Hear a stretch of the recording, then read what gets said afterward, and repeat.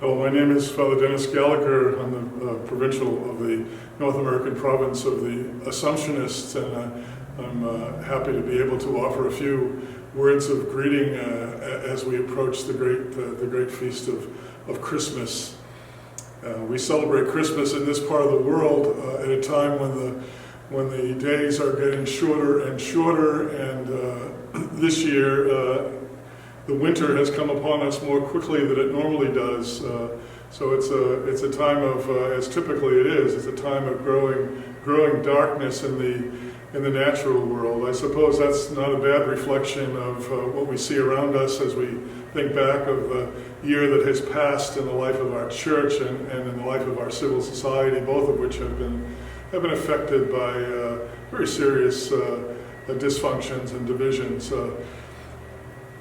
If you live long enough, you come to see that when you arrive at Christmas and look around what has happened in the previous year, that it's never a question of there not being any dysfunctions. It's just a matter of the particular form and intensity of those dysfunctions in our world and in our church. But that provides the context actually for the great power of the Christian message at this time, when our God,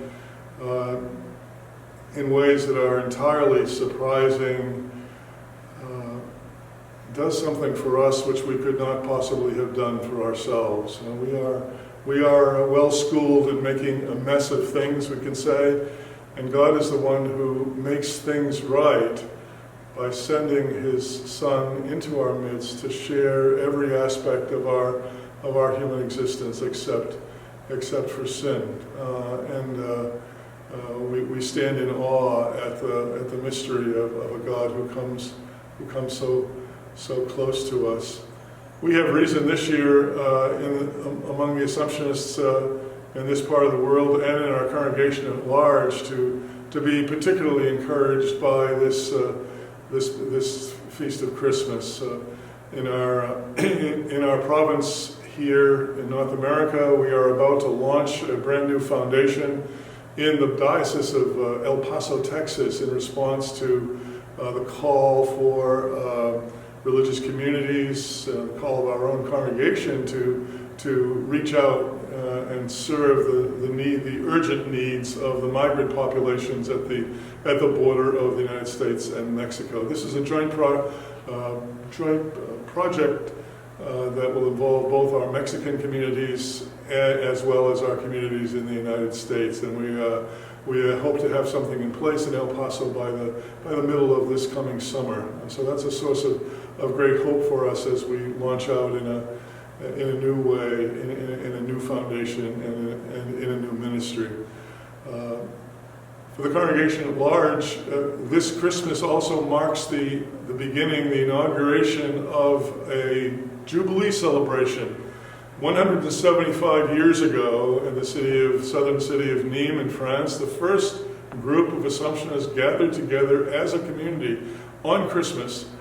And it would be 5 years later that they would take their final vows, but here on Christmas in 1845, this very small group began what we now know as the life of the Assumptionist community, a group of consecrated men along with lay Assumptionists who devote their lives to the coming of God's kingdom in our midst. So these are signs of hope in the midst of some some discouragement in our world and in our church, but we look forward to all of the graces that will come to us as a result of these celebrations and these initiatives.